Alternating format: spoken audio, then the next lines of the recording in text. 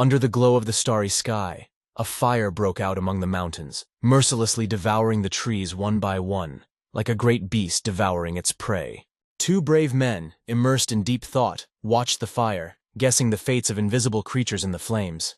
Their young boss with cold bluish hair turned to them, almost blurting out, "Be change enough to be afraid! You are pathetic! BJ!" Suddenly, from among the black tree trunks, a young man emerged, as if the fire itself gave birth to him from its fiery bowels. It is hard to guess how the head of a monster of an unearthly blue color could end up in his hands. Seeing this, the men instantly grabbed their swords, ready to fight. The young man just laughed, his head thrown back with his mouth hanging open as the threats rained down on him. But he had no time for jokes. The young man began to emit a blue aura that came straight from his palm. At this critical moment, one of the men shouted to his comrade, who was hiding behind the bushes, to give the signal to open fire. And at the same moment, an arrow shot out of the crossbow intended to stop the young wizard. The arrow quickly rushed towards the boy, but he, sensing the danger behind him, redirected it with his energy directly at the attackers. The men, not knowing how to respond to the surprise, confusedly began to attack, fussily and disorderly. But the boy possessed an unusual aura of ice, which he skillfully used against his opponents. In an instant, a cold aura swirled around them, throwing the men back, filling the air with sparkling frost. By the time they realized they were up against ice magic, it was too late. One of the attackers in a heavy attack stance froze, his sword sparking with ice.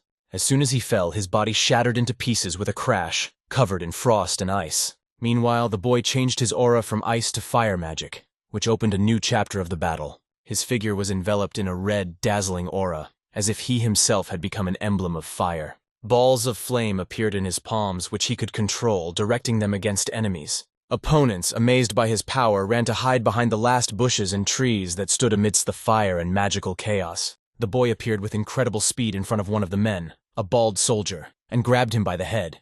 Then he released the maximum amount of fiery energy directly into the enemy's body. All this happened in front of his friend, who was shocked and powerless to change anything. He watched, unable to understand how this young warrior could possess the elements of fire and ice at the same time, saying, "Because I'm a damn outsider." The young man refused to use his magical powers and instead drew his sword. With fury, he swung at the abandoned enemy. The scene shifts to a bar, where the boy places the monster's head on the table as a trophy of his victory. The bartender looks at the monster's head in amazement, expressing his surprise and respect for the young warrior. He had not believed that the boy had been able to kill the kobold, but now he recognized his skill and courage. Then the young man stuck the sword with which he had killed enemies in the forest right into the bar.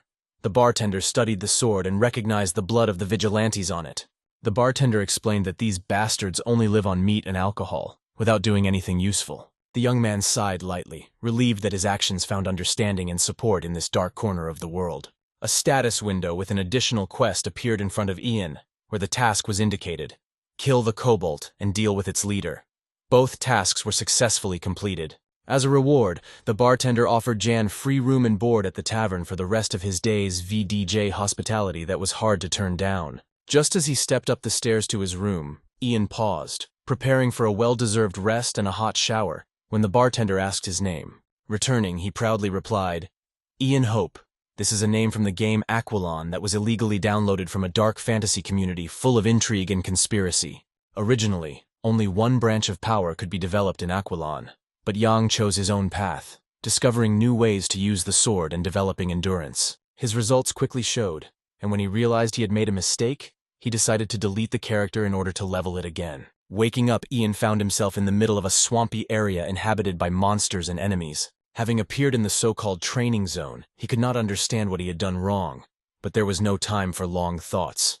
In this absurd world, it was necessary to act quickly. Here in this zone, long conversations could cost lives. Half a year in this inhospitable swamp was enough for Yang to adapt to this dark world, and now a whole year has passed. Sitting in the hot tub after talking to the bartender, Yang reflexively pointed his sword at the girl who unexpectedly brought in the hot water. She was startled, almost spilling water on the floor, and her eyes expressed deep fear. Apologizing for her sudden intrusion, she hurried to pour hot water into the vat so Yang could continue his water treatments. Adding water, she could not take her eyes off his steel muscles, impressed by his well-trained figure. Yang, noticing her concentration, asked her to distract herself from vulgar thoughts. She, embarrassed, instantly blushed. Meanwhile, Ian plunged back into the memories of the training zone, where he survived thanks to his character's unique abilities. Without these abilities, he would not have been alive for a long time. Over time, the map of his world expanded, enemies became more powerful, and new villages and people appeared that Yang had never met. With the natives he encountered, there were no problems due to the great difference in their strength. If Yang left everything as it was, he would die, so he needed to become stronger and find something useful among the kobolds. Yang did not recognize that he would have to ask for help from the local village idiots, but circumstances forced him to look for allies even among them. Watching his servants, Yang wondered if they had followed his orders. One of the men sat next to the monster's body, removing the armor that Yang had ordered to be removed. A red stone appeared on the monster's chest, which immediately caught Yan's attention. With excitement in his eyes, he drew his sword, ready to act. Pulling out the stone, Yan sat down to look at it. Locked in the stone was a dirty magical power that pulsated with an ominous light. Together with one of the servants, he began to think about the origin of the stone, and came to the conclusion that the stone was probably bewitched by whoever put it there. This discovery could have significant consequences for Ian's further adventures. Yang carefully examined the objects in front of him, wondering which of them were found in the kobold leader's hut. On the floor lay mana stones, bloodshot eye necklaces, and silver coins VDH evidence of dark rites. In Yan's hands was a red stone extracted from the monster's body, which stood out for its size and high level of tainted magical power. Deciding that once cleaned, the stone could be useful, Yang carefully hid it under his jacket. Upon awakening in the game, Yang found that his character had retained his previous skills, while everything else had been reset to the original state of the game. This raised the question of why his level and skills were not reset, as if someone didn't want his character to disappear without a trace. Perhaps the same person who dragged him into this world. Deciding it was time to check on his orders, Yang turned back to his subordinates. Standing before them, he praised them for a job well done. Although his subordinates didn't show much effort during their journey, Yang still decided to check everything with his magical sight, which detects traces of magic. The bodies of ordinary villagers began to glow with a green light, which indicated the presence of magic in them. Yang scanned the villagers, but at first he didn't find anything suspicious. Suddenly, the pocket of one of them flashed with a green light, much brighter than the others. Approaching this peasant, Yan put the sword to his neck, demanding that he immediately take out everything that was in his pocket. The peasant, filled with fear, continued to shout that he had nothing. Suddenly, his body began to burn with purple fire, creating a strange and terrifying sight. The fire quickly consumed his body, turning the man into a charred corpse. Yang, shocked by this event, tried to understand what was happening, but there was no time to think. He swung his sword, determined to end the man's life. However, the sword stopped right at the man's neck, as if something was holding it back. The man's body was engulfed by an unknown energy, and he suddenly gained the ability to speak. This situation only angered Ian, causing him even more anger and resentment. The man, struck by the mystical power, accused Yang of destroying his field where he had planted the seeds, claiming that Yang hid it. Yang replied that this man was a black mage and saw no reason to continue the conversation. Insultingly calling him a bastard, Yang pressed his sword even harder against the man's neck. The purple energy that engulfed the man's body affected the sword so much that it broke. This sword was Yan's new find, and now that it was broken, the man lunged at Yan. With only a piece of sword in his hand, Yang now had to fend off the aggressive mage. The man, threatening Yan, came closer and closer, trying to strike. Suddenly, balls of fire appeared behind Yan. He decided to use his magical abilities, even though he had avoided it before. Yan channeled all of his fire energy straight at the attacker. 4 balls of fire precisely hit the mage's body, burning him and stopping the attack. The flames grew even brighter as the 4 balls of fire coalesced into one large blast of fire that flared up with new power, aimed at the mage. The intensity of the magic died down, and the mage's last words rang out in the air as he fell. He fell face down on the ground, cursing Ian and threatening to find him again. But suddenly, a half-sword whistle rang out in the air, which finally ended this conflict. The remains of the mage's body flew in different directions, killing him instantly. Yang crouched over the mage's body, choosing not to engage in the typical conversation between killer and slain, and silence reigned instead. He pressed hard on the mage's chest to pull out the red stone. However, the found stone turned out to be smaller than the one Ian had imagined. After that, Yang got up, looked around at all the servants present, and asked if anyone wanted to volunteer. The scene shifts to the bar, where the bartender wipes down each mug, making room for new patrons and new stories. Ian opened the door and entered the bar with a determination that needed no words. He quickly completed his task, throwing a bag that seemed full of mysteries onto the table. However, the bartender looked worried and shared with Ian his fears that the black mage might have a grudge against him. But it didn't matter to Jan. He successfully completed all the additional tasks of the town that the bartender assigned to him, but still felt a lack of experience. The mystical eyes were already watching Jan and looking for him. An important person in an iron suit was also looking for him. Her servant, following her, whispered, "As we supposed, the predictions have come true." They were standing on the mountainside, above the town where Ian was, discussing his presence in the tavern where he seemed to have just destroyed the kobolds. Mevruel, the blood-spilling avenger. She was a former knight of Ogle Rana, a mid-level boss from the first chapter of Archaeology. One day she decided to break into the palace to kill King Agle Ran. The battle proved devastating for Mew herself. As a mid-level boss, she proved to be very strong. She and her companions walked into the bar where Yang was sitting and addressed him, noting that he had single-handedly killed many kobolds. According to the plot of the game, Yang was yet to meet them. Instead of many words, Yang simply pointed a finger at the wall where the kobold leader's head hung. After several questions from the young man, Yang gestured to the girl in armor and offered to introduce her. She was a follower of Lu Sol and God's servant of Tiren, the guardian of the southern borders, and the precious sword of Ogle Rana, Mevruel. Yang was left in thought as he looked at this picture and admitted that it was all very strange. Looking at her, Yang noticed that she was a completely different version of herself, one that had not yet been consumed by the thirst for revenge. He introduced himself as Philip the Escort, pretending to be someone who only accompanies and does not take part in combat. Jan also introduced himself and asked what he could do for them. Philip immediately went to the point. Did Ian notice signs of black magic in the kobold's lair? Even if I find something, I'm a mercenary. I work for deals and rewards, Yang replied. And since the conversation had gone so far, he pointed to the girl and said that he would negotiate with her. Everything is correct, she admitted and immediately agreed. Taking off her iron helmet, she shone with new beauty. Her red hair framed her face beautifully. Yang immediately felt that she was shrouded in mystery, remembering her heavy breathing and the last whisper that remained in his memory. They continued their conversation, but now they were speaking directly. She turned to Philip, saying that information had to be paid for. He did not hesitate and took out a bag of money. Money was placed on the table, a royal gold coin of the highest value. Afterwards, Yang revealed that the kobolds had been bred on purpose. He told all about their leader, who carried the essence of black magic on his chest. But he put the red stone he got from the black magician on the table. Yang also admitted that he had thwarted the black mage's plans, and the black mage promised to come back for him. The girl felt something ominous in his words and said that the kingdom was plunged into darkness. Tossing another 10 gold coins to Jan, she declared that now all that was left was to hunt down the black mage. She wants Ian to go with her and tells him so to his face. A notification window immediately appeared with a subquest in which the task was to accompany Mew and kill the black mage. The reward is 1 skill point. As Ian already pointed out, he is a mercenary, and in order for him to accompany someone, a contract is required. The girl explained that she needed to know the location of the black mage's hideout, and if she hired Ian, he would help her in her search. When she asked about the shelter, Yang admitted that he did not know where it was, but assured her that he would try to find out, because his income depended on it. The black mage made Jan deeply indignant, and he was ready to strike back. "I agree, I hire you and guarantee the fulfillment of the conditions," said the girl. After that, they found themselves in the forest, heading in search of a magician. Yang suggested that the mage was probably hiding in the Forest of Graves. The Forest of Graves is a place where there is an entrance, but there is no exit. There is an underground cemetery, which was originally built by the fairies to bury dead soldiers, and over time the local residents also began to use it for burials, Yang said. He described the place in detail, suggesting that a black mage might be hiding there. Thinking, he explained to everyone that the magician had scattered the family and was waiting for the harvest, which meant that he needed shelter, hidden from human eyes.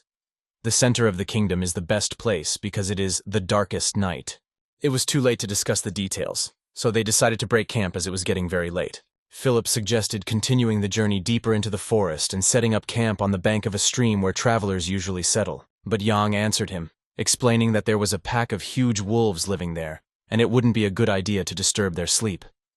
These wolves are known for their frightening size and aggressiveness. He added that some of these wolves are 4 times the size of a human, making them particularly dangerous for unwary travelers. They sat by the fire, which flickered in the darkness of the night. At this time, under the light of the fire, Ian thought about how the girl had changed, looking so different, not as vengeful as before. He thought back to her past, when she had turned the king's castle into a bloody slaughterhouse, and thought that there must have been a reason for such a change, as in all madness. Ian interrupted his thoughts, taking out a package of food that the girl from the bar had given them on the way.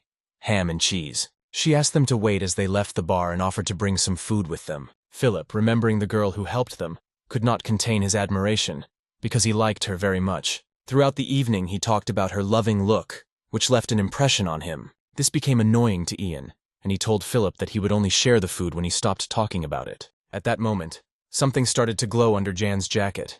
It seemed that the black mage's red stone had begun to emit energy. This mysterious glow added mystery to the night atmosphere, making everyone think about further actions and potential dangers. Concerned by the stone's glow, Ian told Philip to shut up so he could focus on the situation. Suddenly, they heard a strange noise from the darkness of the forest. Philip, seeing the wolves, was even more frightened. In the distance, behind the trees, only their shining eyes could be seen. Their number exceeded 100. Yang immediately grabbed his weapon, ready to fight back against the pack. Watching the large number of wolves looming among the trees, everyone realized that they would be without dinner that night. After discussing the situation, they concluded that these creatures were not just ordinary wolves, and there was a possibility that a black mage might be behind it. The lady ordered Philip to get on his horse and keep behind the group.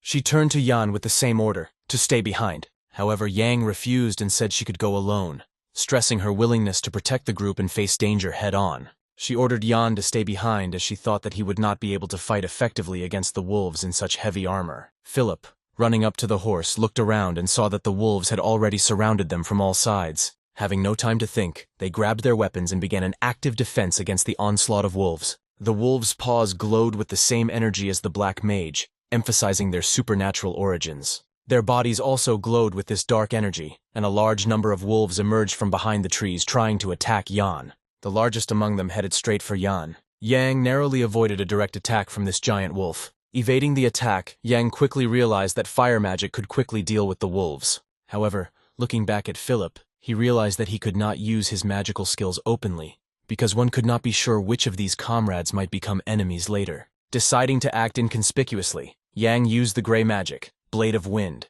He took out his sword and began swinging it vigorously, creating cutting currents of wind that cut down the wolves one by one. Two big wolves suddenly ran straight at Yan. He used wind magic, which allows him to turn gusts of wind into sharp blades, effectively using them to fight the wolves. Even the largest wolves, whose mouths could match the size of Yan's body, could not withstand the force of the wind. One of the wolves tried to grab Yan from behind, trying to eat him. However, the gray magic of the wind curtain protected Yan, preventing the wolf from striking and ending his attack. Yan swung his sword around his body several times using wind magic, bringing a swift end to the wolf. At the same time, the girl in the knight's armor also skillfully dealt with the wolves, protecting Philip.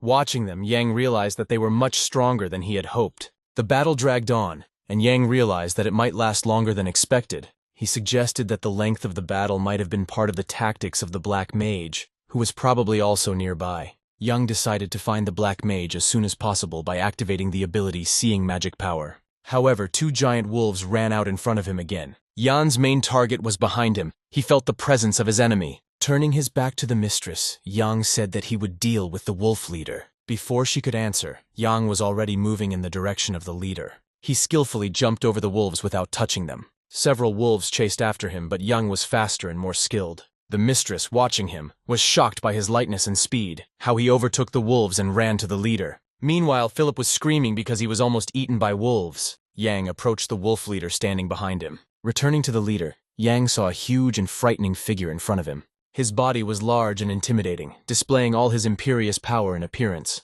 Yang asked the wolf leader many questions as he sensed that there was something more behind this appearance. "Very nice to meet you," Ian said as he pulled out his sword and prepared to complete the quest titled Cursed Andolf Removes Cursed Wolf Andolf. "Now you are my prey," Yang said to the boss. But at that moment, several more wolves attacked him. Yang used wind magic, scattering everyone around. Now his path to the boss was clear, and they faced each other one-on-one. Adolf looked much scarier than he did in the game. Adolf instantly lunged at Ian with his giant claws. Swinging his claws, he cut through the air, leaving purple energy behind. Yang used a wind barrier that effectively stopped Adolf's blows. However, this was not enough, and Yang decided to use some ice magic. He summoned an ice shield from blue magic, placing it in front of him, which protected him from the next blow. Adolf's average attack power failed to break through the ice shield. This shield seemed like a challenge to Adolf, forcing him to try again. He rushed at the shield again, but this time ice crystals flew out of it, making it difficult for him to attack and forcing him to retreat. The ice crystals crashed into Adolf's body with force. knocking him back and leaving numerous gashes that oozed dark blood. Stepping closer, Yang asked with a sneer, "Well, did you freshen up normally?" These words only irritated Adolf, causing him to flare up with anger and his eyes flashed with a red light. Adolf charged at Jan with a fury, his hands filled with purple energy and his claws began to glow. He gave Jan a powerful blow. Adolf threw a few quick punches at where Jan should have been standing. However, due to his speed and aggression, Adolf did not notice how Jan managed to dodge. As a result, Adolf destroyed only the tree that was nearby. Jan appeared behind him, armed with a sword, ready to strike a decisive blow. Jan slashes at Adolf's dirty hand using his sword. In pain, Adolf lets out a squeal, which sounds not like the roar of a real beast, but like the cry of a girl. However, one blade of wind was not enough to completely cut off the hand. Yang then decides to take more drastic measures. His sword begins to glow with a bright white glow. Adolf, surprised by such a turn of events, watches the development of the situation in shock. Having increased the energy of the blow, Yang cuts off the monster's hand, which flies away to the side. Adolf's squeal becomes even louder and more distinct from the pain. In the next moment, Yang uses the gray magic of the vacuum explosion. The force of the explosion throws Adolf's body far back. Yang then approaches the armless wolf leader, preparing to finish the battle. Adolf's body began to glow with purple energy that grew stronger with each passing second. Suddenly he exploded. Yang barely had time to put a magic shield in front of him. The energy of the explosion was so powerful that it was difficult for Jan to hold his shield. Adolf, gaining strength, suddenly jumped up and with all his might rushed at Jan, who was already ready for such a development of events. Yang released 100 ice crystals into the wolf's body. The crystals made Adolf fall to the ground. Yang then used his energy so much that he froze Adolf's body, so that the wolf could not quickly regain consciousness. Yang used the blue magic of the dungeon with frost. Blood mixed with ice began to swirl around Jan's hand, creating a magical core. Ian released this core in the direction of Adolf, creating a magical barrier around him from which the wolf could not escape. Adolf tried his best to do something, but could not break through the barrier. But the wolf had no strength left and remained sitting on the ground as Yang jumped over him, creating a powerful charge of ice in his hand. Summoning all his strength, Yang rushed straight at Adolf, ready to deliver the decisive blow. A beam of energy hit Adolf, causing a large explosion that struck the wolf hard in the body. It was time for Jan to use a low-level gray magic spell known as Windblade. With all his might, he slammed his hand, curled into a ball of this magic, straight into Adolf's stomach. Yang's next step was to use Vacuum Blast directly on the monster's stomach. This was the last and decisive blow in their battle. Finally, the moment came when Yang could breathe a sigh of relief. Looking at the monster, Yang at first thought it was still alive, but what happened next made him wonder. The image of a wolf slipped from Adolf's face, and an ordinary human face appeared. And it was the face of a werewolf whispering, "Save me." Yang came closer, sat down next to him and asked him to tell about the curse that was on him, or to give him some item that could help to understand what curse was on him. The werewolf began to whisper the words, "Old dear." Ian could not understand what these words meant or how they related to his situation. Everything ended in silence, and Adolf, now a shapeshifter, closed his eyes. Perhaps he wanted to say that he never had to eat the deer, but now no one will know. After an exhausting battle, the girl examines the wolves' bodies, and the young man makes a fire. Yang catches her attention. He comes out from behind the bushes with the head of a werewolf in his hands. Philip, seeing the head, jumped away from the fire and was very frightened. Jan put his head in front of everyone and explained that the slain was the leader of the wolves. The girl could not believe that he had dealt with him alone. Watching Yang, she wondered if he might have mastered dark magic. Gathering her courage, she asked him why he attacked them. She reminded Jan that he could have just died in this battle. In his defense, Yang replied, "If they were chasing me together, I would have just run away." Pointing to a pile of slain wolves, he added, "Look at them. They were no more than little gnats that even Philip could handle. They wouldn't have attacked us but for their leader, the only one who held them together. He just hid and waited," which definitely doesn't indicate his strength. From this, everyone understood that Yang attacked because he was alone and felt threatened, not because he wanted to run. "I understand your anxiety, but I value my life. I am not a noble knight who sacrifices himself for the sake of others," Yang said. She had nothing to say to deny his words. She asked Jan in the future if he plans to do anything, to let her know in advance and not to act alone. Yang agreed, quietly covering his eyes. They realized that they needed to find another place for the camp, because there was too much garbage among the wolves' bodies. Jan asked Philip to bring his horse. While waiting for Philip, Ian analyzed the events. In general, everything went well. He even got something for completing the additional task, Cursed Adolf. Suddenly, a magic stone fell from the werewolf's head straight from its mouth. Picking up the stone, Yang thought that it might come in handy at the right time. Shouts were heard from the side. "Master, your horse!" Philip brought a horse that he could not tame. Suddenly the horse fell on its side, and foam began to flow from its mouth. She began to die. Ian explained to Philip that this was due to the presence of werewolf blood in the area. Philip knelt down, with a sign of contrition, said that he had taken good care of the horse, and begged Jan's forgiveness. The girl came up and asked him to be more careful, because there are many bodies of dead wolves around. Jan calmed them down, saying that he didn't kill the horse, and that they shouldn't worry about it. After that he added that he felt tired. Philip ran up to Jan and asked what he could do to help. They came to a very beautiful stream where the water seemed magical and incredibly beautiful. Philip was very tired, his face was sweaty and he was panting heavily. The girl and Ian were riding horses while Philip was walking. At one point, Ian even thought that Philip's horse seemed more comfortable to him than the one he had. Finally, Philip got the food they had. Yang ordered him to take half of the food and start cooking, but first wash his hands and armor. A girl approached Philip from behind and asked what he was doing by the stream. It was obvious that he was removing his armor and preparing to wash, because his clothes were stuck to his body from sweat. She said she wanted to wash as well and started to remove her armor. Then she offered to wash together. You could see a question mark in Yang's eyes at this suggestion, as he didn't know how to react to such a suggestion. Yang was confused, not sure if this was normal for this world, as she was standing behind him without any clothes on. He realized that they were standing very close to each other. Suddenly she turned to him asking if he was injured. She also noted that Ian had handled the werewolves without any wounds, which was impressive. She added that Ian is much more practical than she is, and his relationship with Philip and his knowledge show that he is more than just an ordinary mercenary. She even said that she would not be surprised if it turned out that he came from an aristocratic family. But Yang replied that he was homeless and had no family, to which she replied that her fate was similar. She revealed that she is not a daughter of Ryrel, but a servant of God Tyr-En, and her sword is her life. She explained, "As a servant, I have received God's blessing and become part of his family, which gives me incredible power, but there is a price to pay." After that, Yang asked her about God Tyr-En, to which she replied that serving him was quite difficult. Tyr-En is the god of punishment. She is the second daughter of Holy Star Lusoli, and her sword is meant to punish sinners, the girl explained. Since she is the servant of this god, she cannot lie or ignore sins, for she will lose her divine blessing if she forgets her purpose. The main themes of Aquilonia are betrayal and moral decay, and because of this, every god, in addition to a known name, also has a second name, which is their weakness, she continued. For example, the god of light salt's second name is Blind Faith, and Tyr's middle name is Revenge, the girl admitted. Sometimes it replaces someone's revenge, and sometimes it becomes its embodiment. Punishment is a form of revenge. Because of this, Tyr-En believes there is a place in the world for righteous revenge. At that moment, Yang realized that this was the secret of the Blood Avenger. It's not that Mev has degraded from being a servant of the god of punishment. She's turned into a servant of the god of vengeance, Yang realized. If a messenger violates the principles of his god, he loses the blessing. Knowing these limitations is enough to earn God's love, she concluded. Yang wondered why she had turned into a vengeance demon. Is it because of revenge for his family, or because of hatred for someone? However, he did not have enough information to solve such a difficult question. After this long conversation, she asked Jan if he worshipped any god.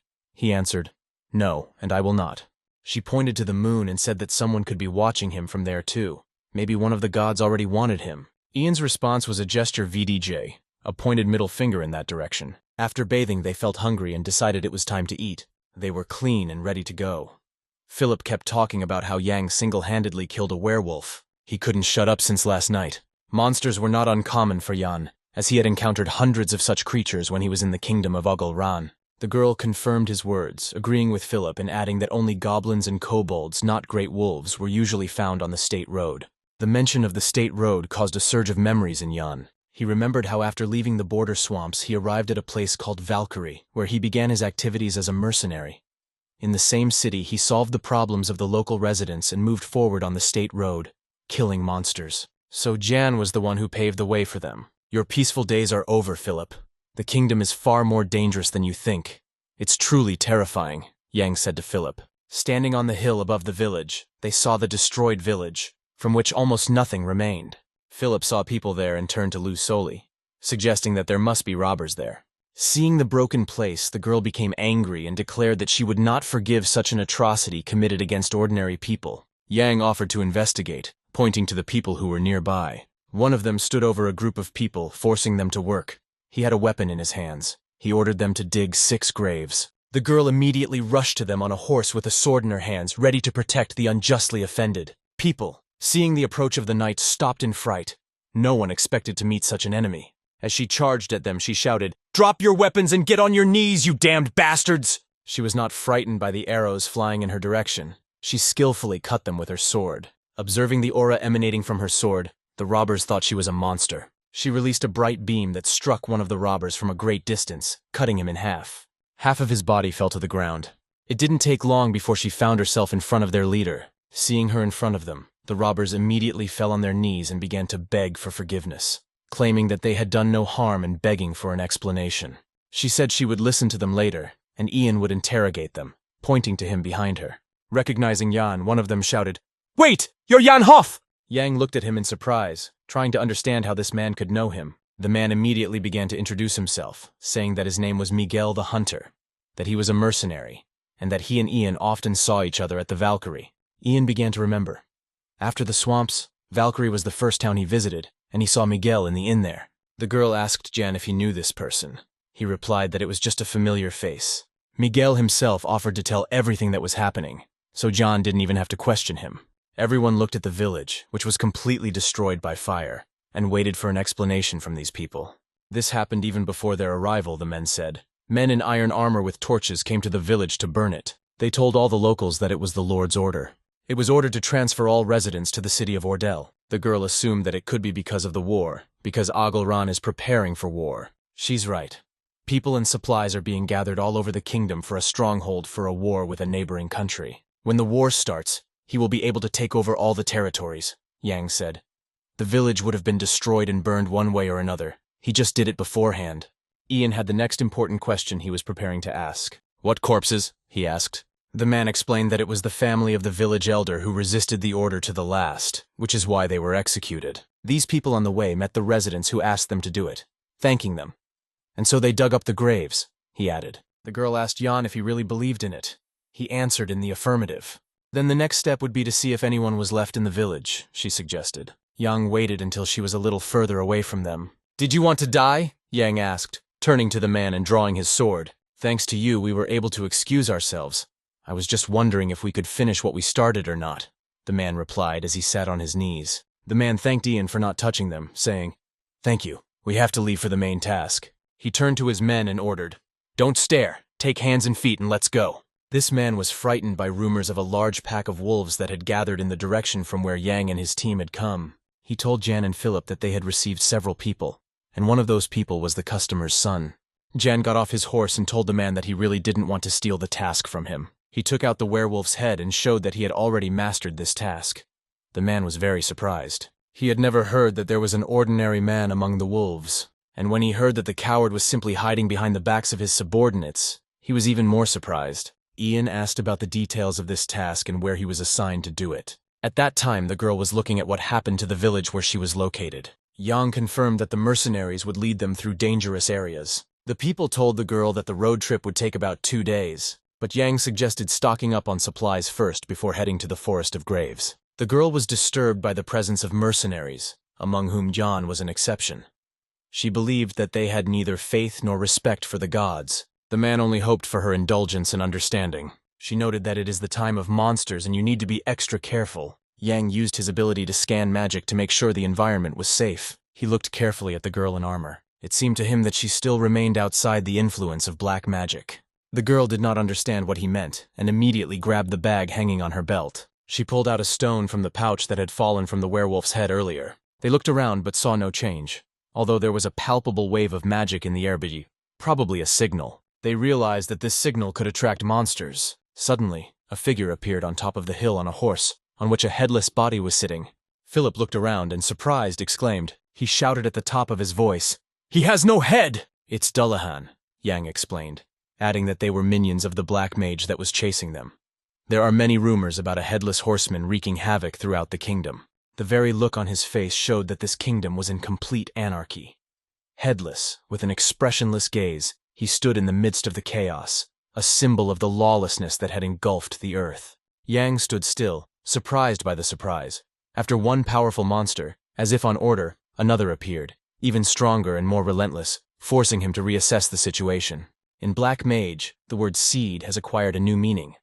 What he sowed became immeasurably valuable and rare, like golden seeds in the world of darkness. Thanks to the new strategy, searches have become easier. Jan turned to Philip with a request to give him a sword, a symbol of readiness and determination. "I will go ahead," said the girl to Jan, taking the initiative in her own hands and showing her steadfastness and bravery. "I'd be happy to give you that seat," Yang replied. But first he offered to observe the situation, assessing the risks and opportunities. Dulahan, the headless knight, seemed to await their attack, standing motionless in the shadows, ready to parry any blow. The Dulahan's sudden scream tore through the air, sending red waves of pain into the ears of those attacked, causing them to grit their teeth in excruciating pain. At first, everything seemed under control, but the situation quickly changed when an even brighter red beam appeared in the hands of the Dulahan, flickering menacingly in the air. "What kind of spell is that?" asked the girl. Yang replied that he was using the ancient language, keeping calm and focused even in the chaos of battle. Yang explained in simple terms that the spell spells a curse for those who walk the spirit land. This means that anyone who is considered a violator of ancient prohibitions will not be forgiven. After a short pause, Yang pointed out that these were not just ancient words, but a powerful spell that could subjugate anyone who heard it without any possibility of resistance vgo threat of true calamity. At the same time, Yang noticed how the two mercenaries, unable to withstand the power of the spell, dropped to their knees. Inexplicable and creepy processes began to happen to their bodies. The only way to avoid being subjugated is to close your ears to the harmful words. But they did not do it in time, and now they had to pay for their negligence. At this critical moment, the hands of corpses began to appear from under the ground, piercing the atmosphere with cold. Pulling out from under the ground, the hands dropped the ground, ominously trying to break free. This picture was terrible, and even the acquaintances of Yana and Philip felt depressed and frightened by this terrible scene. The cadaverous hands reached out to the mercenaries who didn't have time to protect their ears, and now they fell victim to the eerie power. Their commander, angry and full of revenge, rushed to the aid of his subordinates, hoping to still have time to change something. Returning to Ian and the girl, Philip worriedly asked what they should do next, as the situation was rapidly changing. "As I said, I will be in the front, and you, Philip, help the others," the girl answered, holding the hilt of her sword tightly and preparing for battle. She quickly bucked her horse and galloped forward, ready to engage the enemy, her steely gaze fixed on her target. But at the moment of collision, the enemy suddenly dissolved in front of her, like a fog dispelled under the sun's rays. Yang, who was watching from afar, thought that she would handle the enemy effortlessly, and didn't notice the moment when the enemy disappeared. Meanwhile, Philip helped the others fight against those who succumbed to the spell and turned into deadly creatures. The girl, without stopping, tracked down the enemy and dealt him a blow, after which he dissolved again, forcing her to admit that he was not such an easy prey. She was puzzled by how quickly the enemy disappeared the moment she touched it. It was very strange and unusual. It became clear to her that he was hiding something, because even the simplest person could have guessed it. And suddenly he appeared to her right, sitting on his horse again as if nothing had happened. She was confused, and couldn't understand how he was able to return to his original form so quickly while still retaining his secrets and power. The enemy raised his hand up and red energy began to form again. He quietly whispered his arcane incantation as he gathered power.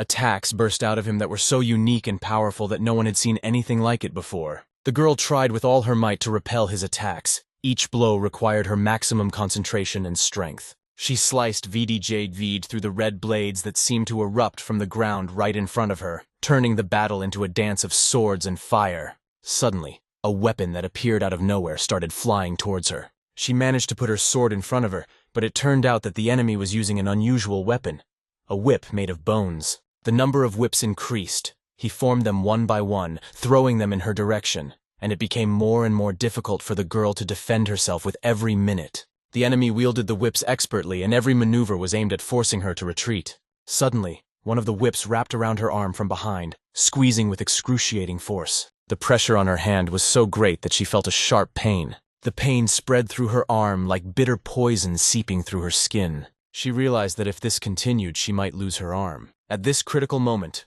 a whistle flew from Jan's sword, which cut the whip in two, saving her from the inevitable. Yang arrived just in time, appearing on his horse next to the girl, ready to help her in battle. He got involved in distracting the ghouls, albeit a little late, but he could still make a difference. While fighting the monsters, Yang carefully observed the tactics of the headless enemy and now felt that he understood how to act. He challenged the enemy to strike harder, for he was ready to fight and defeat him. He swung his weapon with determination, sending it in their direction with incredible precision and power. These weapons looked like tentacles, flexible, able to reach any target. This time they slipped between them and fell straight into the ground, causing a tremor. Meanwhile, he chased after Yang, trying to catch up with him, getting closer with each step. She didn't know what he was up to, but she was sure she could trust him 100%.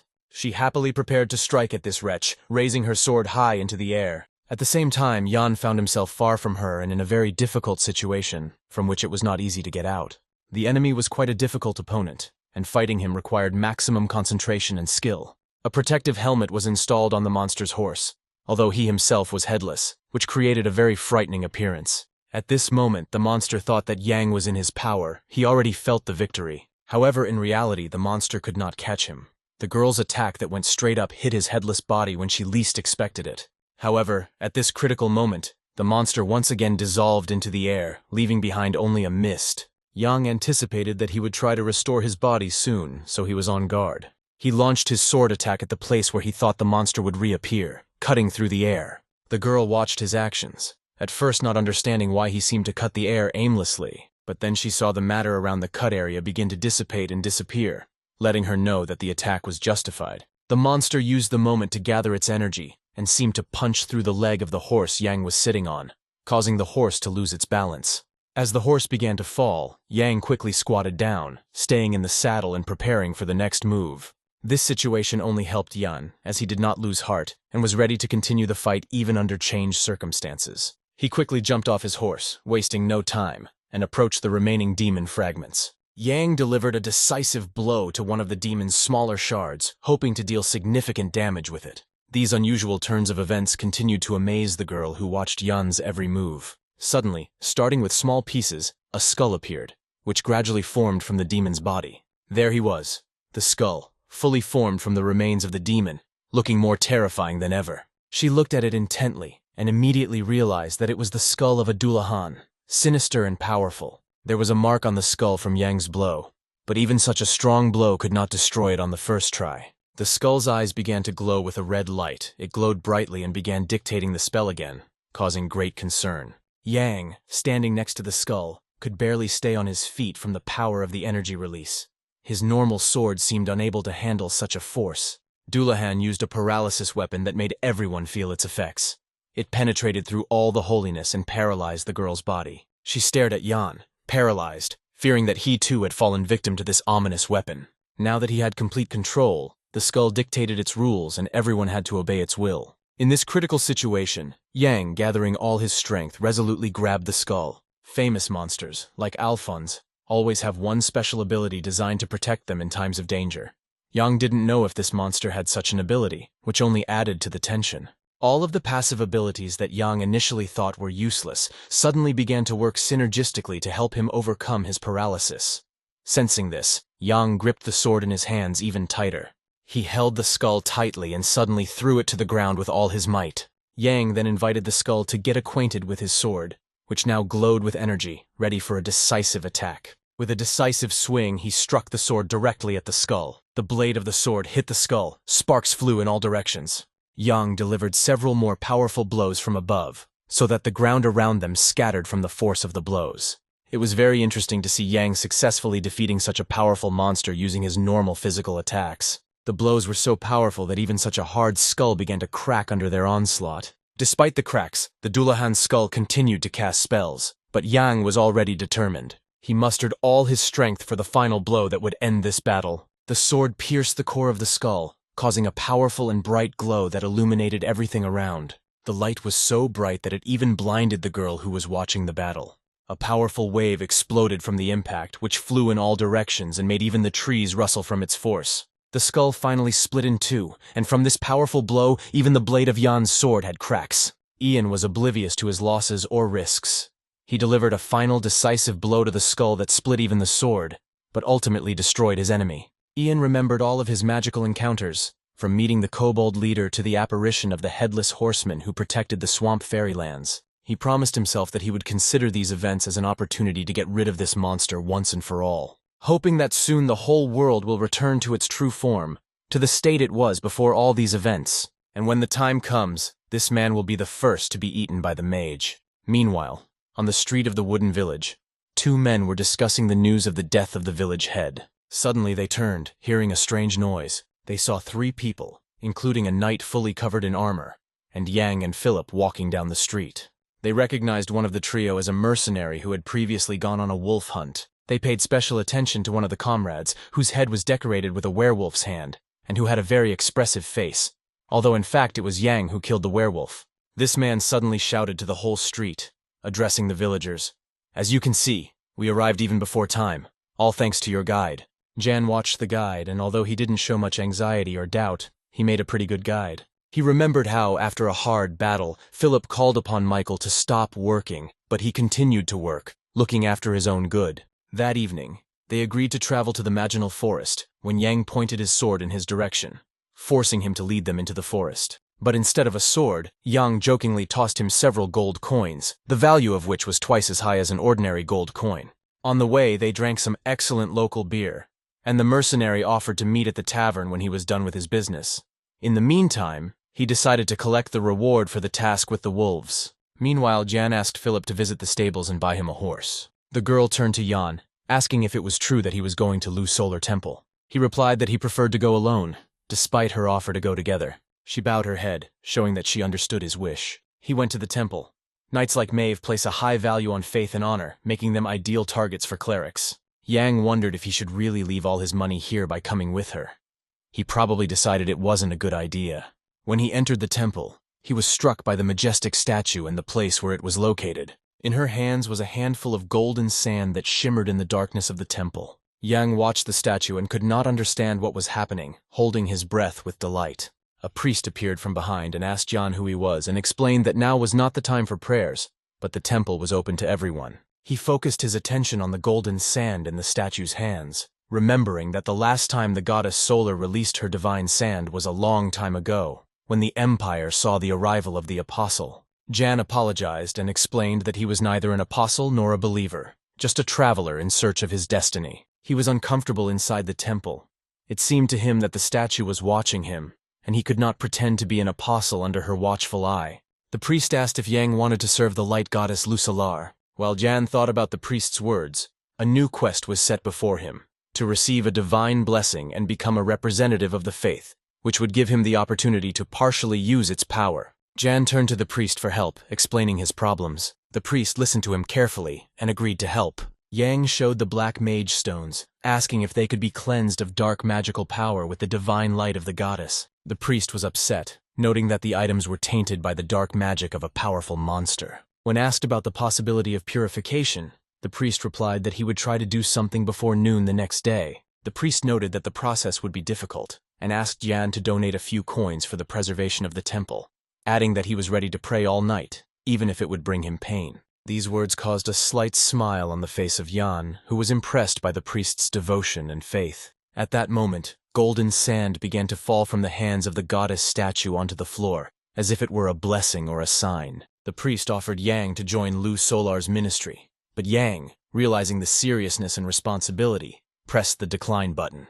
At that moment, the grace of the goddess ceased, and her golden sand stopped falling, as if signaling the end of the magical moment. At the end, Ian asked the priest to make even more efforts, implying that perhaps great devotion and effort would be appreciated by the goddess. After a fun time at the bar, Philip and the girl returned to report to Ian on the successful completion of the swamp dragon hunt, which Philip described as an outstanding victory. Philip enthusiastically recounted hearing about Jan's battle with a huge swamp dragon, which Jan supposedly killed with one swing of his sword, and asked Jan to share the story. Approaching the company, Jan asked about the payment for the task with the wolves. Philip, throwing 3 coins on the table, jokingly declared that this was all that was left after buying horses. Philip, almost blushing with delight, asked Ian if he really hunted dragons. Over a glass of beer, Philip and the girl listened intently as Ian shared stories about his past. But Yang explained that it wasn't actually a dragon, but just a large swamp drake that had recently grown. A real dragon, Yang pointed out, is a completely different creature, not compared to that winged lizard. His words made everyone think back to the legendary times when Yang had met real dragons. The next question was about how Ian ended up in the swamp. Even Philip, knowing Jan well, was interested to hear this story. Yang talked about the huge black wall that divides the continent in half and called it one of the biggest threats to the world. He noted that most of Aquilonia's problems stemmed from barrier madness, and the same could be said of their current target, the Dark Mage. In a quiet evening, the girl stopped and invited Jan to go for a short walk. She had something important on her mind. Feeling confident, she prepared to tell Jan what had been weighing on her heart for a long time. "Are you okay after getting that item after defeating Dulahan?" she asked cautiously, walking along the dark street. Ian wondered if she meant the dulahan trophy he wore on his middle finger. He remembered the moment he had struck the skull of the dulahan, breaking his sword, and something had fallen out of the skull. This object instantly flew towards him. The object began to wrap around his thumb as if demanding his attention. Ian couldn't understand what was happening as he felt invisible hands clutching his cheeks and whispering curses. "Curse you. Die forever. Die, Ian Hope." He faced insanity beyond his experience in a game where he was an outsider character. Summoning all his strength and using his blue energy, Yang gripped the object tightly, ready to fight it back and find out its purpose. The trophy seemed unstoppable, trying to escape Yanova's hand in every possible way. However, after an intense struggle, Yang managed to impose complete submission on this creature. Opening his hand, he found that he was holding a small snake that looked harmless enough. This snake, it turns out, conveyed to Ian its desire to become his pet, trusting him with its life. The best trophy he could get after defeating the Dulahan was the Swamp Hate, a snake that wrapped itself around his finger and stayed there. Swamp Hatred is an extraordinary ring in the shape of a snake, containing immense will and power. The girl expressed her admiration to Jan, reminding him how easily he had dealt with the ghost, and how he now wears this ominous ring without any problems. Her voice softened as she added that his ability to overcome obstacles in the cursed swamps seemed quite natural to her. As she continued her walk, she expressed how lucky she was to meet a man like Yang. Her words were sincere and frank, emphasizing a special moment of connection and understanding between them, which grew stronger after shared adventures and trials. Even Yang himself was somewhat shocked to hear such words from her, not expecting such recognition. The conversation turned to when she first learned of the Dark Mage's existence, only a few days after she had been ordered back to guard the state's borders. She was preparing to return when she received a letter from her only younger brother, Vernon. Vernon Laruelle is the head of the Laruelle family and part of the royal family's protective shield, an important hereditary position passed down from generation to generation. The problem was that Vernon was always trying to prove his worth.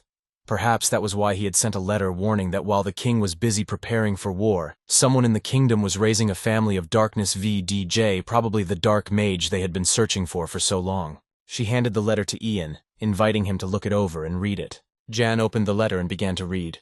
What was written seemed to Ian as if Vernon wanted to keep the girl under control so she wouldn't take credit from him. But she explained that she hadn't really intended to look for the Dark Mage, and her brother hadn't heard back from her letter in a month. However, this does not mean that it is worth believing that something bad happened to Vernon.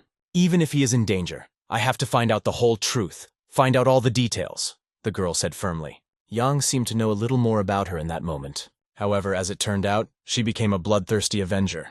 Yang now understood why she had broken into the castle and killed the king, and what she had been whispering about. Who did she want revenge for that eventually turned her into a ghost? Maybe the game doesn't even mention Vernon's life and death.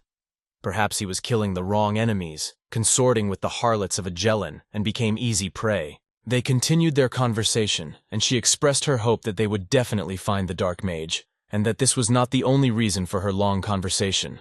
"Now we're in a situation where we don't know who the enemy is, and that's why I need an assistant I can trust," she said. She noted that it would be great if Yang, who fought the Dark Mage and has excellent fighting skills, took over the city. He wondered why she was taking so long to tell a story he wasn't even interested in.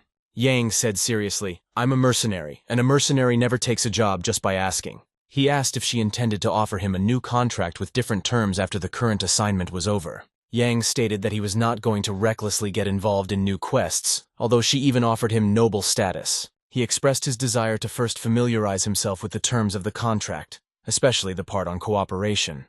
Yang also noted that she stands out a lot in her armor, which she wears all the time. He added that she would have to go to the king's castle to prove the existence of the Dark Mage. He noted that it will be difficult, since the castle is already preparing for war, and it will not be easy to get out of there. Ian suggested that they split up while searching for lechers, where she would operate on the inside and he on the outside. He noted that he didn't plan on going it alone, since even though the goal of the quest was the harlots, he could handle them on his own. However, she emphasized that to prove the existence of the Dark Mage, witnesses are needed. Ian mentioned Miguel, who was now drinking beer at the bar, hinting that he wasn't the only mercenary on the team. He turned down the offer of nobility she mentioned because he thought it would be better to get more money. He wanted to see the end of this world. For Ian, this whole situation with the dark mage and the potential demons is just a process. The main thing is to find those who summoned him and find out why they did it. If he never gets an answer, he'll at least teach them a lesson. But first, he needs to survive. Finally, everyone gathered, and Ian laid out a plan for their further route. They were to get out of the fortress in the valley and follow Miguel's instructions to follow the paths directly into the grave forest. The girl turned to Miguel with the words, "Start leading us." Young shared the news. VD Genjai finally received the artifacts cleansed of black magic.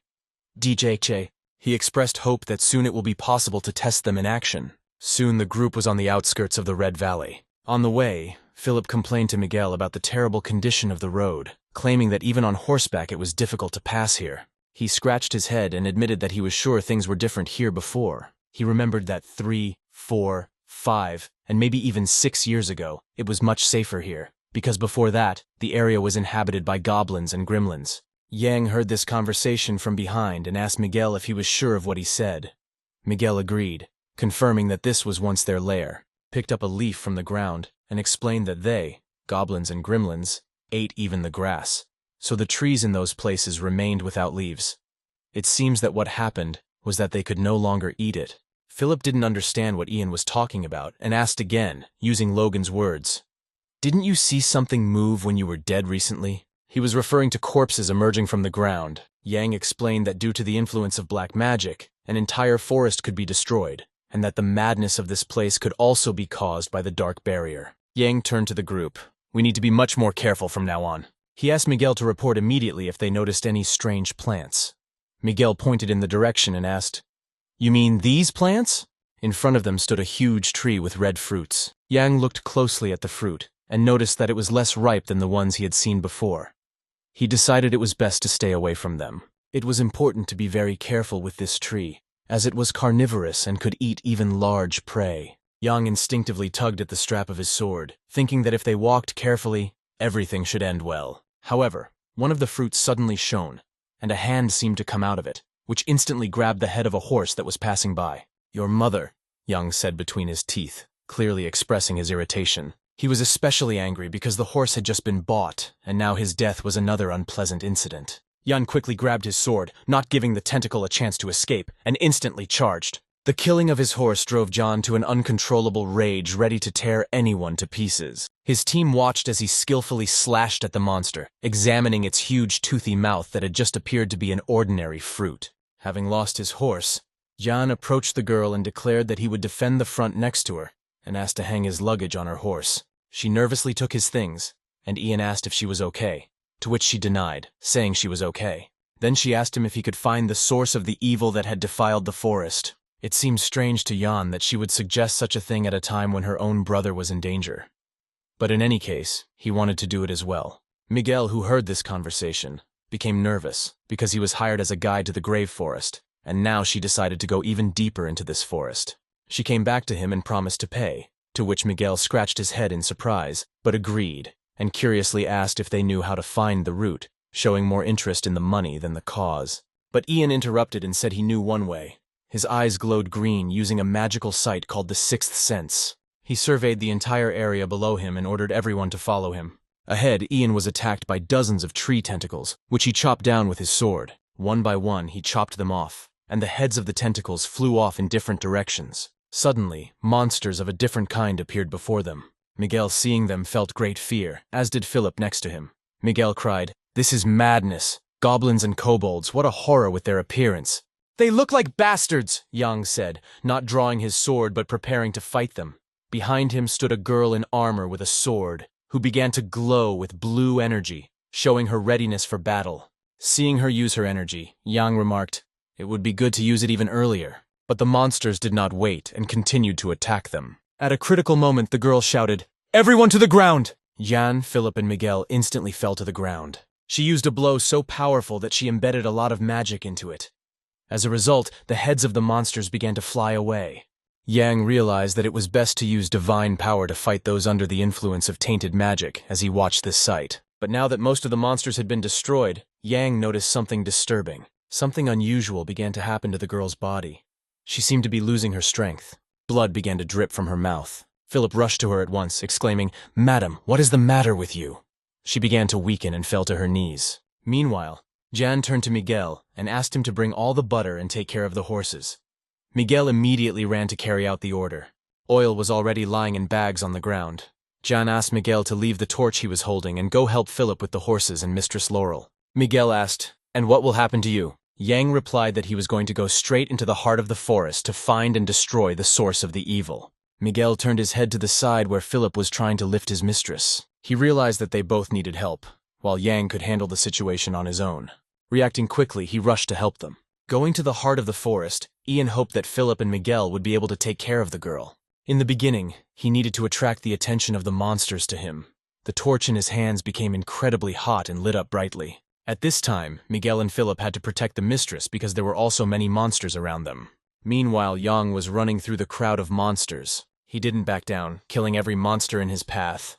Around him grew trees with fruits that could grab him at any moment. When the tentacle reached his head, he activated a unique concentration ability that helped him block the attacks. Everything around Jan seemed to be chaos. Tentacles rushed towards him, but every creature in his path fell under his sword. He continued to walk deeper and deeper into the forest, entering its heart. A smile did not leave his face because he fulfilled his mission with pleasure. He turned to the purple energy that filled the forest, asking if she was upset that he was destroying all of her monsters, and offered to turn her sadness into rage because he was just getting started. One of the rules of players is to pass weaker mobs in their path. But suddenly a large wooden hand appeared from the ground. Behind her rose a huge wooden monster with 5 small red eyes, overgrown with mushrooms and wrapped in vines. His mouth resembled a terrible nightmare. With the words, "Why are you roaring, freak?" Yang pushed off the monster's back and crouched down. The monster continued to roar after him. There was no time for procrastination. Jan had to continue on his way. At this critical moment, Yang activated his unique sixth sense skill. Thanks to this, he was able to determine the location of the root of the contamination, which he had been looking for so long. It turned out to be a twisted ancient tree, a real boss, huge and powerful. The tree was much larger than Yang had expected. The fruits on it were gigantic, which made him even think that it could be smaller, not as polluted as in the game itself. But it didn't matter now. Finally, Yang could experience the purified artifact in action. The artifact attracted magic like a magnet. Here's how it worked. But suddenly, the tentacles of the tree tried to attack Jan. They didn't give him time to think. This time, there were not dozens of tentacles, but hundreds, and each of them tried to grab Jan. He evaded them with great skill. A piece of root appeared near his leg. At the same moment, another 100 tentacles came out of the ground, trying to pierce Jan, but he successfully dodged their attacks. Yang realized that he could have run away, but instead decided to open a portal in front of him to instantly bounce away from the attacks. He continued to dodge the attacks, deftly maneuvering through the tentacles. A layer of fire formed in his hand. He directed this layer directly onto the oil bags. The fire quickly spread in a circle and all the tentacles caught fire. Everything happened exactly as Jan planned. The tree burned down. If he had developed a strategy while playing the game, he wouldn't have had to teach his character unnecessary magic and waste skill points. But still, Yang successfully used this unnecessary magic. At that moment, he discovered another weak point in the tree. He immediately rushed to him. This place glowed with a purple light and was located quite high up, so Ian had to bend down to reach it. Suddenly, thick steam began to emerge from the cracks in the tree, which blocked Yana's path to the weak spot. The stream of steam became so strong that it threw Ian to the ground. The pair pushed him out with such force that he could not stand on his feet. The fire that engulfed the tree began to die down, and the tree seemed to regenerate itself, and the tentacles came to life again. Yang guessed that the tree was getting ready to use its steam engine. This technique, which the twisted tree uses in moments of crisis, allows it to put out the fire by releasing steam. The tree then prepares for a powerful ranged attack using all of its tentacles. This process takes some time, giving Ian a perfect moment to use his magic skills. Now is the best time to use magic. Yang decided to use the lower red magic flamethrower spell, hoping it would have an effect. He started using the spell, but something went wrong. The fire did not stop and grew brighter. The fire became so intense that the artifact in his hands became impossible to hold. The worst thing was that the artifact began to drain Jan's energy more and more. There was no such thing in the game, and suddenly there was a big explosion, illuminating everything around with a bright flame. Jan barely managed to restrain this powerful flame. He made every effort. He had to use all his strength to control the fire. After the fire subsided, he felt severe pain in his eyes. It didn't appear to be the magical power of the purified artifact. Rather, the artifact absorbed and enhanced his own magic. One could only guess why it was so different from the game itself. Come to think of it, in the game Yang was fully armed with magical weapons and artifacts. Maybe then all of these items were controlled by the artifacts. The concentration of magic power was lower than expected. He planned to use it more than 50 times, but it turned into charcoal. Ian felt sorry for the burned tree, which burned to the end. Miguel watched the fire engulf the forest in the distance. Suddenly, the flame increased significantly, and a huge pillar of fire shot straight into the sky. Miguel understood that it was, without a doubt, Jan's handiwork. Suddenly, there was a noise from behind the bushes, and Jan came out. He was very tired and asked Miguel to give him a cloth to wipe off the dirt. Jan knew that evil was waiting for him. This was after he hit a weak spot with his sword strike, and the bits of falling embers caused an explosive chain reaction. After receiving the rag, Ian stepped aside to rest for a while and told Miguel to stay put in case anything happened. Meanwhile, the girl sat exhausted, but relieved. This was the first time this had happened to her, and it was surprising because she had no medical conditions. Philip turned to John and said that it seems that the girl has been poisoned. John explained to Philip that since she was an apostle, it wasn't just a dark spell or curse, but something that weakened her divine power. Philip's hand reached for the sword. He asked permission from the mistress to use it, promising to quickly put her on her feet. Ian wasn't sure what Philip was going to do, because he wanted to cut open the wound and release the infected blood enough for the body to start fighting the infection itself. Ian stopped Philip, asking him to stop if he didn't want to kill her. After they removed the armor on the lady's left arm, it was clear that the arm was badly injured and infected with energy. The injury received from the dulahan was serious, but the girl believed that no curse could completely deprive her of her divine power. Yang thought about the divine power and realized that he would have to send her a love message, although he didn't want to do it, but the situation demanded it. Sitting on his knees, he began to rub his hands. Suddenly, the words came to his ears. "I can swallow it." Swamp Hate, the snake ornament on his arm, whispered these words to him. Swamp Hatred is an unusual item, a snake-shaped ring that contains will. In exchange for some health, you can cast a curse that confuses the enemy. Yang realized that it was quite normal for this ring to absorb curses. Ian asked Philip to hold her hand. When Philip saw that the ring on Jan's hand began to move, he was frightened because the little snake had come to life. Later, the snake bit the girl on the infected hand. Philip was very surprised because the swelling from the hand quickly disappeared, and the hand began to look natural again.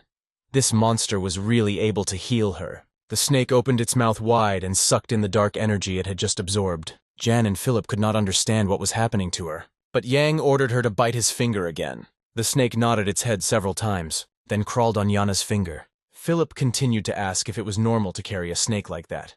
Yang did not answer him. Although the snake was tamed, its nature remained unchanged. "It's like you. No matter how much I tell you to shut up, you keep talking," Ian thought.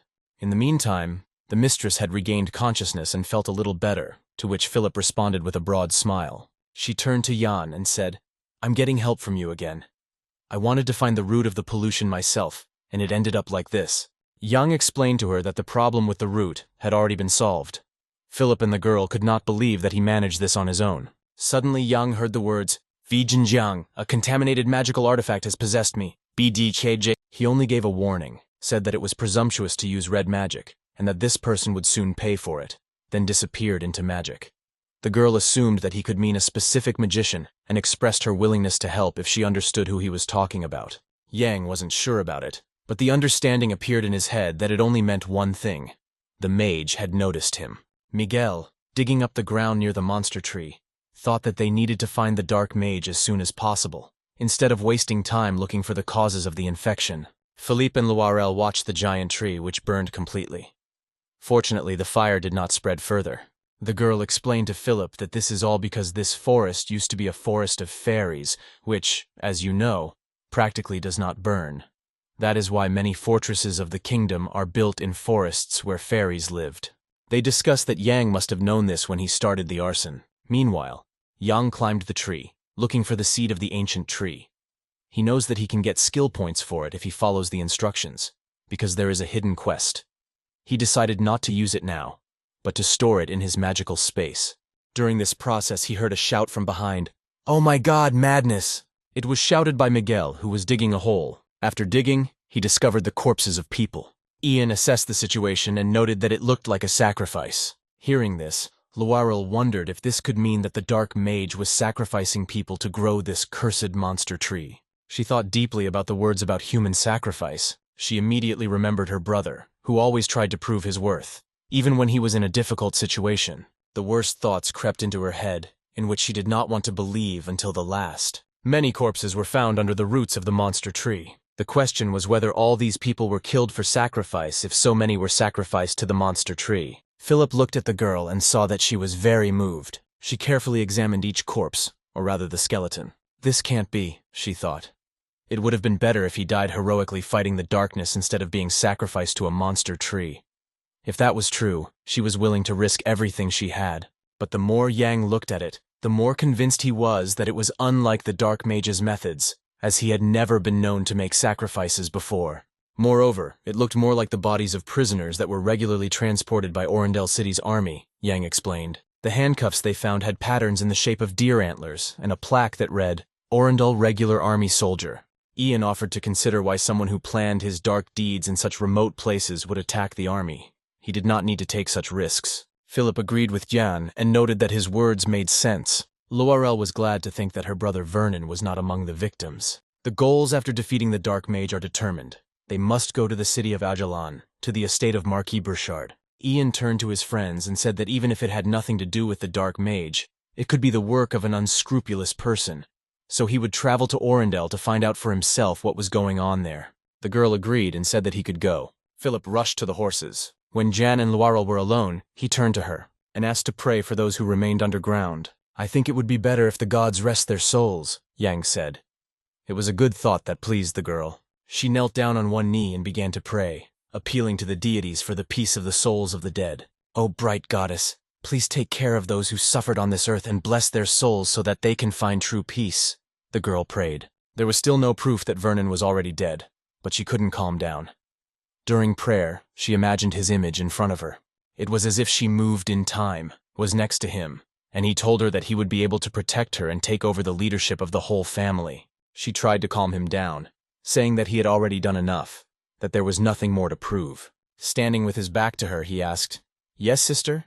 She replied that he needn't stress so much. He said, As I thought, my sister knows nothing. Turning to her, his eyes were bleeding, and he said, What you don't know is that I'm already dead. She gradually realized that she was in a dream. She woke up, lying in a completely different place than before. She ended up in a wagon.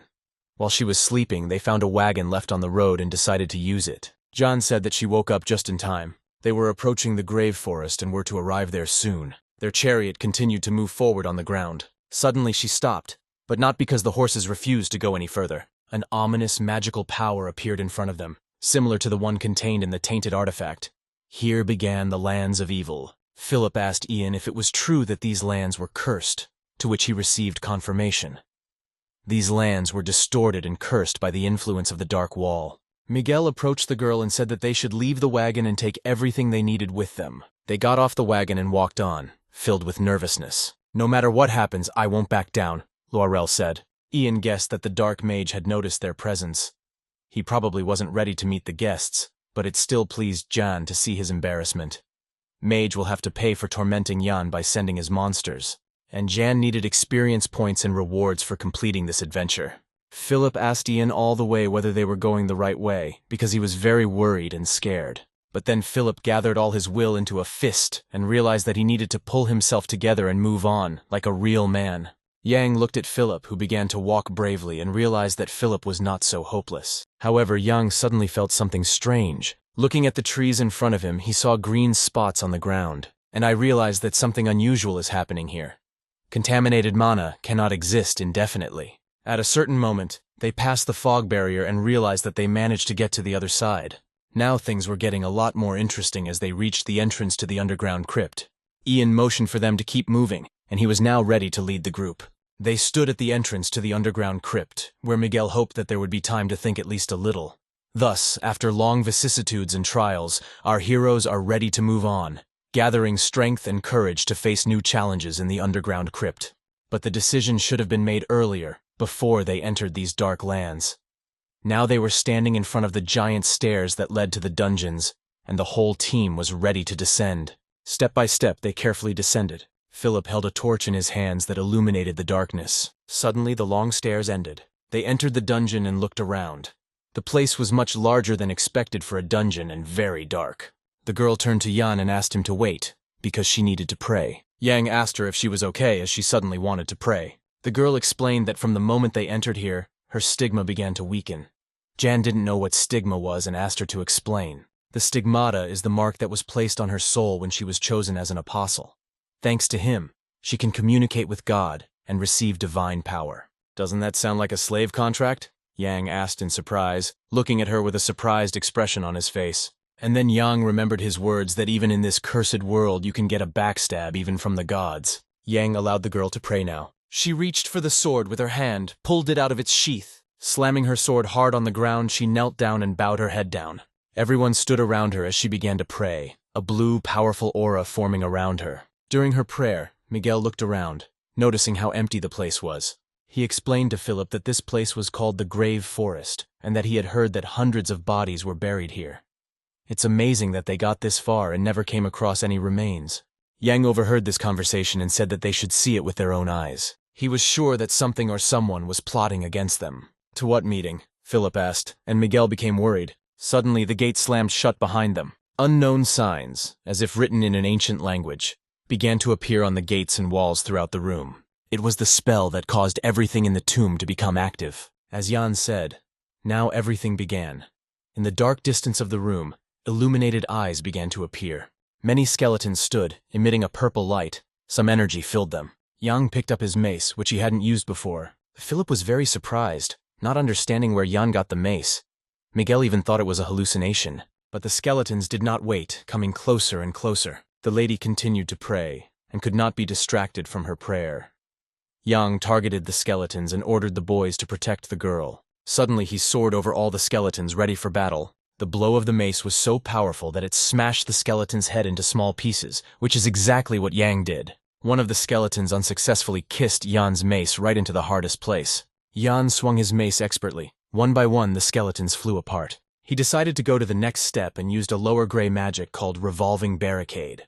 During this strike, his mace, infused with magic, dealt significant damage to the skeletons. That's what using a wind blade with a mace means. It becomes a mighty hammer. He remained unnoticed among the skeletons like a rat, the one watching Jan. Glancing at his team behind him and seeing that the girl was still praying, Yang knew it was not time to retreat. The more of these monsters, the higher the probability of the death of someone from the team. So he must act immediately, swing his mace and scatter these creatures. But then he turned to someone who was watching him.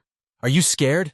Look better while you cowardly hide behind the monsters. I'll quickly blow them apart like they're made of toy plastic. This provocation worked. The guy managed to summon the person he was looking for. The mage stepped out from behind the skeletons, scattering them all to the side. Now our hero was waiting for a real tough battle. Not just with skeletons that fly apart from one blow. Ian said to the mage, "Thank you for making me angry. Now let's see which of us can last longer." Philip and Miguel, standing with torches, protected the girl and watched the fight with open mouths. Philip suggested that Miguel help Ian, but Miguel reminded them that they should not forget Ian's order to protect the girl while she prayed. At the same moment, a purple aura began to descend from the girl. She finished her prayer. "Philip, Miguel, out of the way!" she said, opening her eyes that held nothing but lust for battle. The monster, like a shadow of the night, silently made its way through the chaotic maze of skeletons, steadily approaching Jan, whose figure loomed in the dead silence. Yang scattered the skeletons around with considerable force, his every movement measured and determined, as if he himself was writing the arches of victory. With the words of a prayer on her lips, the girl rushed to Jan, calling him for help with a painful desperation in her voice that pierced the air. "Jane!" Turning to her, Jan answered with barely noticeable bitterness in his voice. "You are late," as if each word was heavier than a stone. She grasped the sword with both hands, but held it in a non-standard way, with the hilt facing forward. With that surprise, she smashed several skeletons in one move. Her blow was so powerful that the bones of the skeletons instantly flew in all directions, like glass from a hammer blow. This swordsmanship technique was not only effective, but also had something wildly unusual about it, almost forgotten by ancient warriors. Yang watched her skill and thought to himself with some self-blame, "Vd Jincha, I feel so worthless when I see this every time." DG Keiichi. He couldn't just stand and watch. With each passing minute, the feeling of inaction became unacceptable, and Ian prepared for the next step.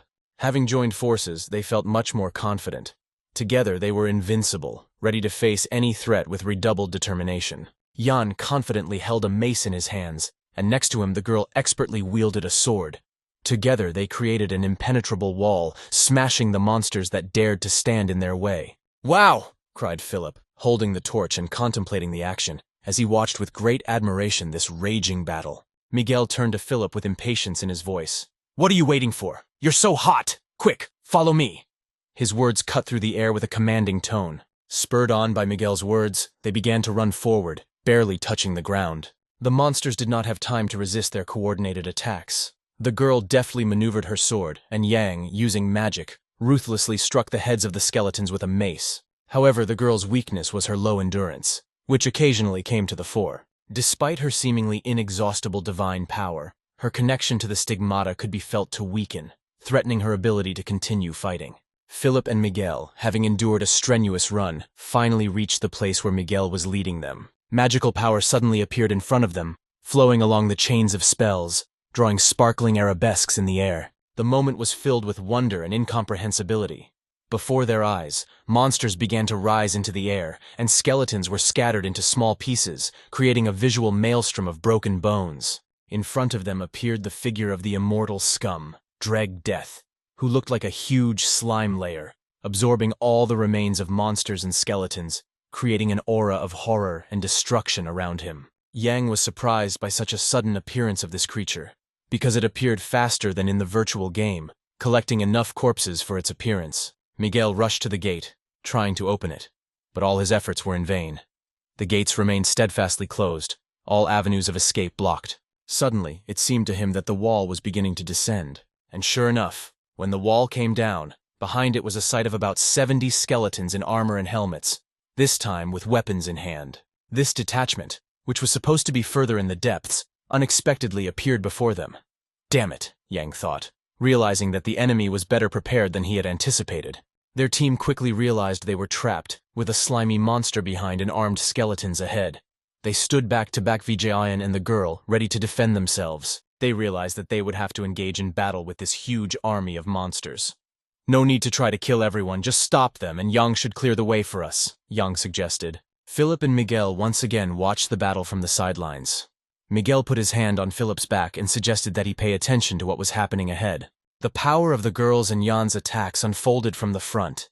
Each of their blows was an explosion of strength and skill that forced the enemies to retreat. However, Jan's magical powers were not infinite, and everything had been going more or less smoothly up to this point. Despite some unexpected changes, if things continue to go according to Jan's plan, everything should be fine. But suddenly a scary character appears in front of Jan, interrupting their plans. The Lake Ghost, a terrifying creature of passion that lives on the edge of worlds, absorbs the energy of men and lures women to the lake, inhabiting their bodies and making them possessed. Yang had hoped that their encounter with the Lake Ghost would take place much later, but the ghost was surprisingly quick. Swinging his mace, Jan yelled, "Get it, you bloody scumbag!" Scattering the skeletons around, he leaped into the air, aiming his blow straight at the ghost. Jan's punch missed because the phantom managed to back up and dive down, avoiding a direct collision.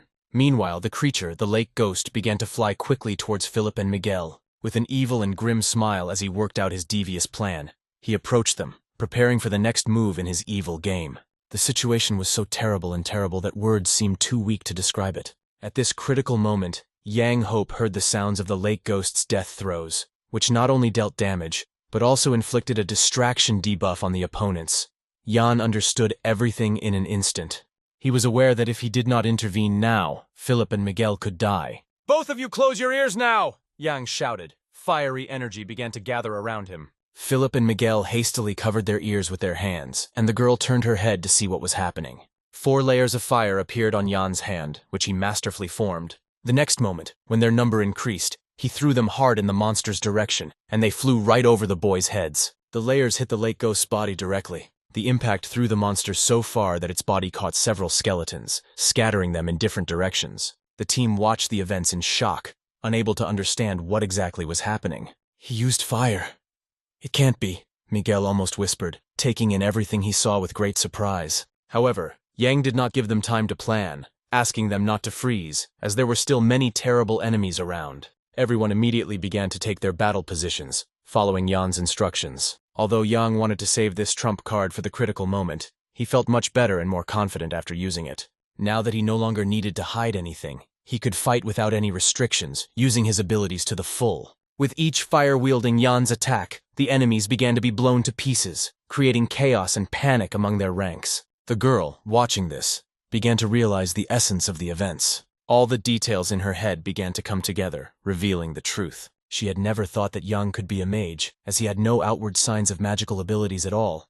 However, it was now clear that Yang was the red mage that the dark mage was looking for. She began to think back to all their past encounters, how he had solved pollution problems on his own, and realized that Yang had always been cautious and had a humble nature. But despite the thoughts, the battle with the monster did not stop for a moment. The girl's sword was a few centimeters from the monster's head.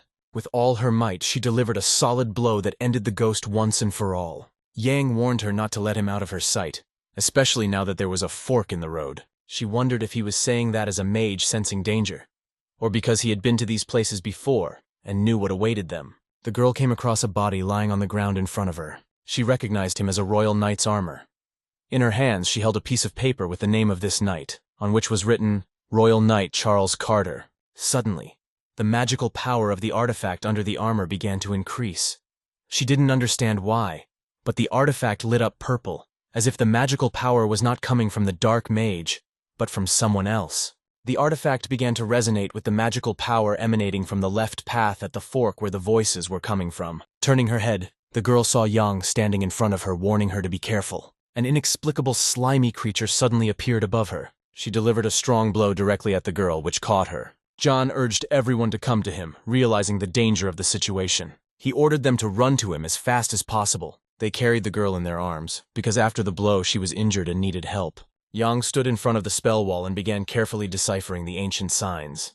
One of the tasks was to kill the black mage, which Yang had to complete in order to solve this spell. Meanwhile, when Yang was left alone with the dark mage, the girl and the boys began to be attacked by slimy skeletons. A purple aura appeared to their left, and the girl told them to go in that direction as they had no other choice. She was ready to clear the way for them and urged the boys to follow her. They made their way forward, making their way in the direction of that purple aura. At a certain point, all the skeletons lined up on both sides, making way for them, and the girl and the boys walked through it. This turned out to be a task for them, because the skeletons behaved strangely and did not attack. Suddenly, a voice rang out, "You have come to the address. Hello?" The voice addressed the girl by name and then added, "But I can just call you Sister Maeve." Even Philip felt that voice very familiar, like an echo of the past that permeated the air. The girl could not believe that her brother Vernon was standing in front of her. However, there was something strange about his face that caused alarm. Without another word, Vernon suddenly lunged at her with his sword, but she managed to parry his blow with her own weapon. She asked him, "Why did you point your sword at me?" He did not answer, only smiled slyly, which only added gloom to this meeting. Then he began to explain. "Finally, the time has come when I can beat you.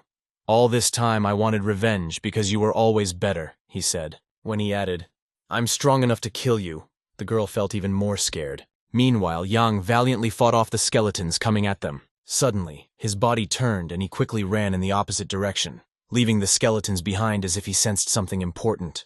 Ian discovered a knight's armor in front of him and realized that he had a puzzle in front of him.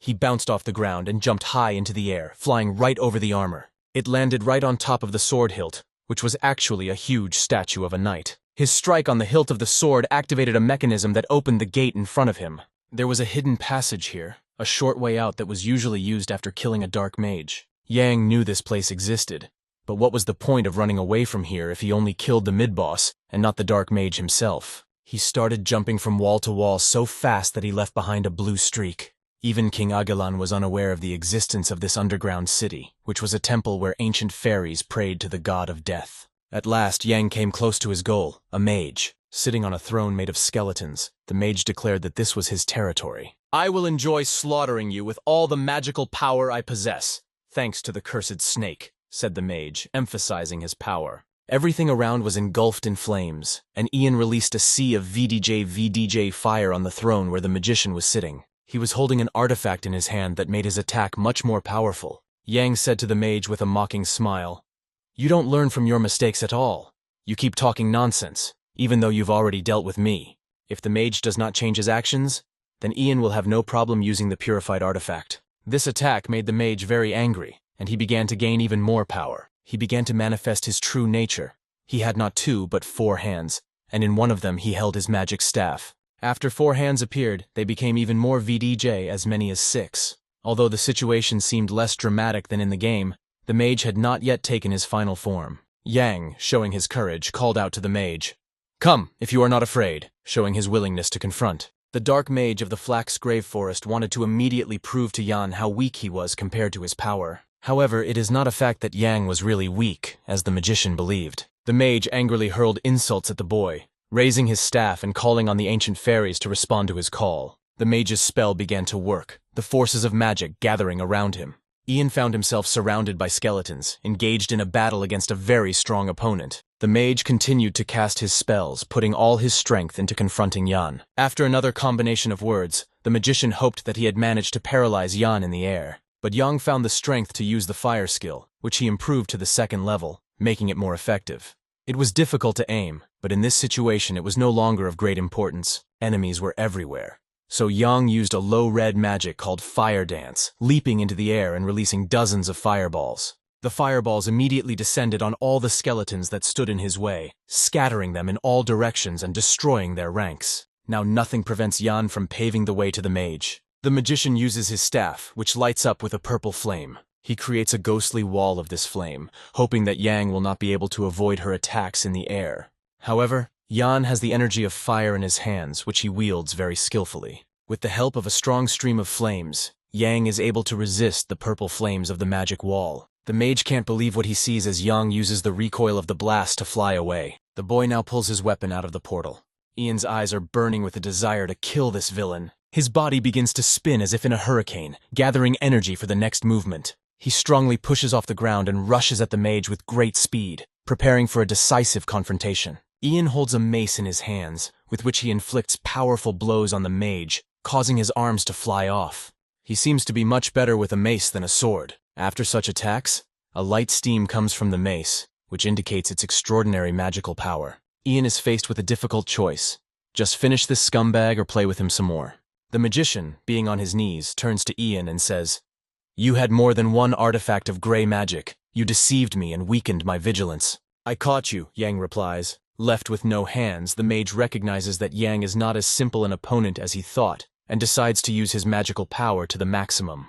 Yang already knows this and understands that the mage has moved to the 2nd phase of the fight, in which he becomes faster. The mage's hands begin to regenerate, and a chainsaw appears in his hands. The changes in the mage become immediately very noticeable, increasing his threat. The mage became much stronger, and in his hand appeared the power obtained from the abyss of emptiness. His goal is to convince John that death is a blessing. Using all the power of his weapon, the mage directs a powerful magic beam towards the boy.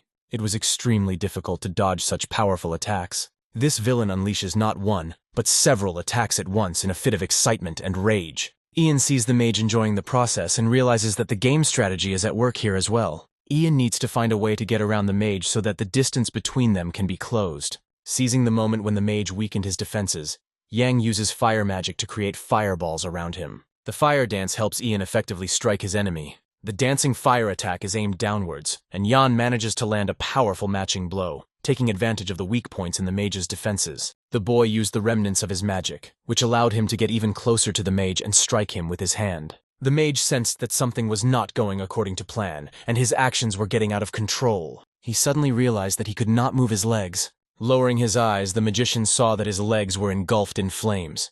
Now it was clear why Yang was aiming for the legs and not the head during the previous fire dance attack. He now had enough time to prepare a medium-level magic attack. Taking the artifact in hand, an electric field formed around it, gathering a powerful charge of energy. The mage, seeing the gray magic in Yan's hands, hoped that the boy was not going to use this magic with the artifact.